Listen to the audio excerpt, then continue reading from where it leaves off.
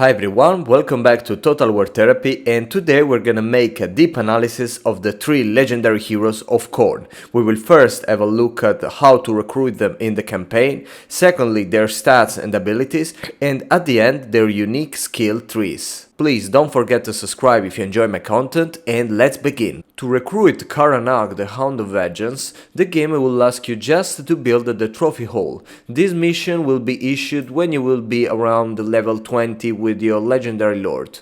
To find the trophy hall, you have to go to the building panel of your capital, and you will see in the infrastructure section the trophy hall. It's a 4-tier building, so you will need a little of time to, at the end, get your hands on Karanak. Karanak is in short a character killing. He's very fast with a speed of 95%, a decent charge bonus of 50, and a weapon strength not particularly armor piercing of almost 600 is perfect against mages on horses, for example, or even mainly melee specialists if they are not particularly strong. It has a very big spell resistance of 50%, so it's almost immune to spells. Then he has the Vanguard deployment, so you can use it in a more versatile way on the battlefield, and he has the brass collar of Bloody Vengeance that negates the magical weapons to all the units nearby in a range of 55 meters. So very helpful since, as you know, the demons have physical resistance. And then he has the silenced ability that it's so strong against characters and especially wizards because it negates all of them or their abilities. Now let's have a look at Karanak's skill trees. But before start I have to say that all the 3 legendary heroes of Khorne share a very similar melee line, where you can boost their defense, their physical resistance, their attacking skills, their weapon strength, their charge and leadership. Karanak has access to 3 different branches of unique abilities, plus some more above, like the Favored Prey, where it boosts your stats against the Slanesh factions, the Gore Fist, that is basically an ability that replenish your hit points when you are engaged in melee, and the Locus of Fury, that is an active ability common to other demons that boost your melee stats. Now, with the Talon of the Skull Throne branch, you started to get a plus melee attack and the passive ability that get to you till a 50% of weapon strength more if there are enemy with lowering leadership around. It's not a very big range because it's just 30, but can be helpful when you are basically chasing rooting enemies. Now the Season Hunter gets you more hit points and the attribute immune to contact effect, that it's quite strong mostly and especially against demonic factions. The Bone Groaner, that it's a 2-point ability and gives you a bonus versus large and a plus of armor piercing, and the Mind Prowler that gives you the Coast Terror that can be very helpful against enemies with low leadership, and it even decreases the leadership of your enemy army of 4 points. In the second branch we have the Endless Hunter, that this part is more focused on the campaign basically. So you have the passive ability Endless Hunter that reveals the units all around. This is not a very strong ability because it's just an effect range of 55 meters. Then we have the Scent of the Prey that gives you more, always in the campaign, plus a cooldown for the unique ability of Karanak of basically blocking the Lord and Hero.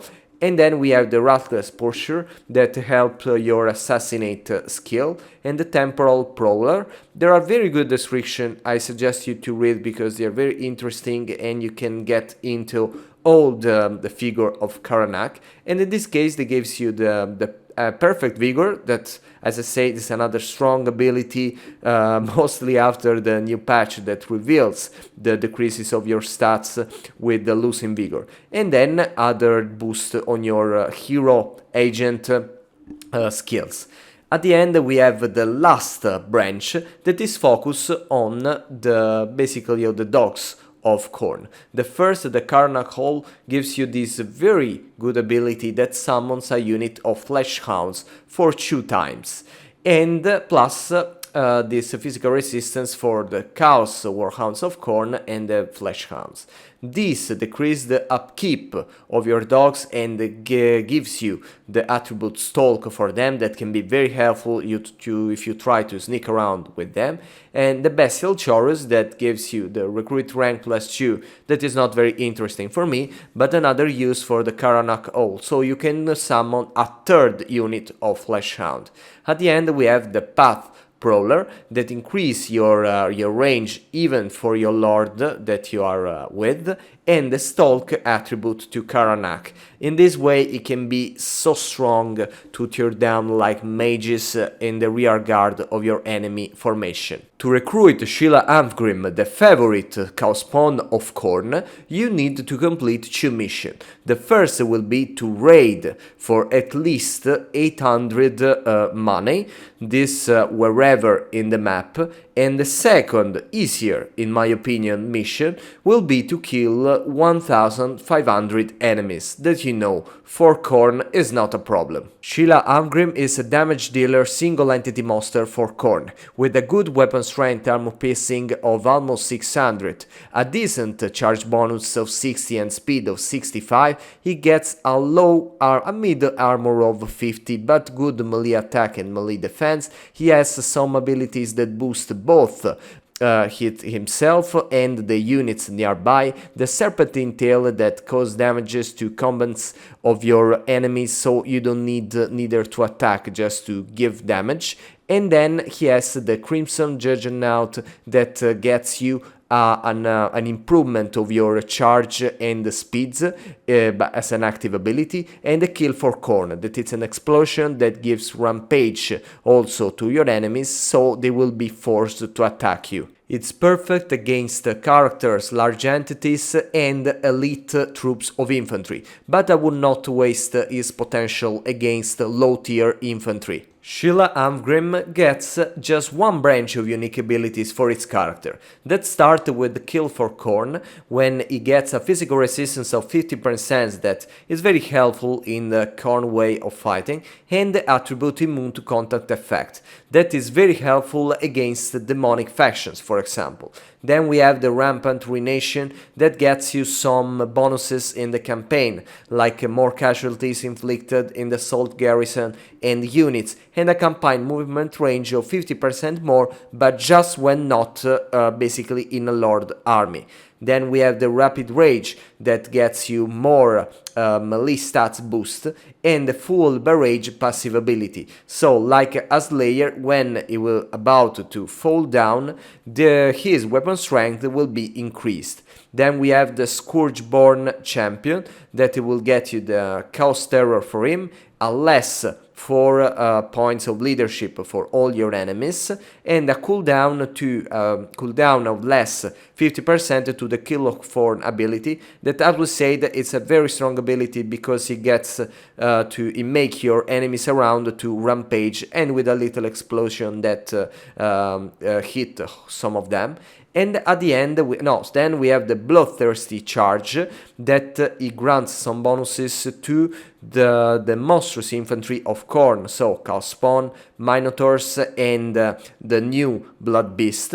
It gets you for them the Glorious Charge that double the charge for them, and there is a penalty of leadership for the enemy charged, and then a charge bonus of 25. This is a very, very strong ability if you want to focus your army on the monstrous infantry of Khorne. Then we have the Kill for Khorne, when you get the Gore Fist that, as for Karanak, replenish your hit points when you're engaged in melee, and your attack causes the Disorganized effect. That it's a very strong ability because not only decrease the leadership of the enemies your attack, but it removes the charge defense to these enemies. So basically, if you want to attack a unit of halberds, you can first attack with them, so you will remove the charge defense, and then you can attack with your blood beast, for example, and in this way you will have a lot of fun. To recruit Skarr Bloodwrath, you will need to complete also a couple of missions. The first will be just to recruit one unit within Wrathmongers and Skull Reaper.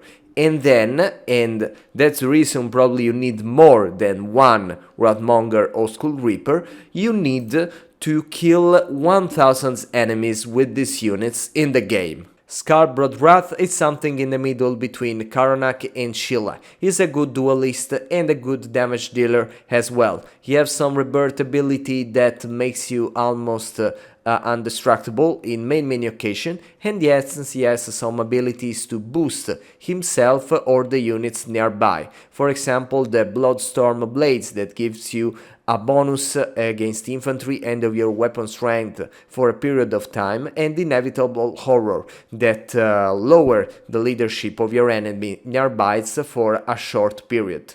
Then we have the Frenzy, the Skarmour Butchers, and many other actually. He has missile resistance and spell resistance as well, the Sundered Armor contact effect that reduces the armor of your enemies nearby, and with good melee stats, a tough armor, a good speed for an infantry unit, and a good charge bonus is definitely amazing. Skarr Bloodwrath gets access to only one branch of unique abilities for its character. The first ability is Roam the Wastes, that gives you bonuses both for your campaign with the movement range of plus 10% for your army with the hero included, and in the battlefield with a vigor loss reduction of 15% and a plus 10% of speed for your army. That can be very helpful if you're using your Khorne army in a very offensive way.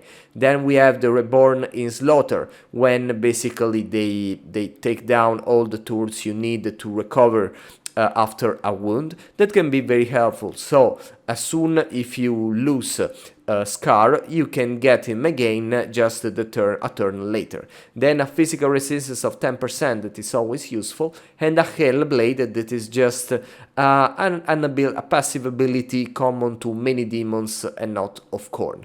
Then the Wanderlust, this gives you plus 2 uses for the Bloodborne ability, that is basically an ability unique of Skarr when it can get replenished more hit points when it's about to go down. A battle healing cap of 50%, so it can get more replenishment, and a skull gain from kills that, I mean, is not such a strong point here.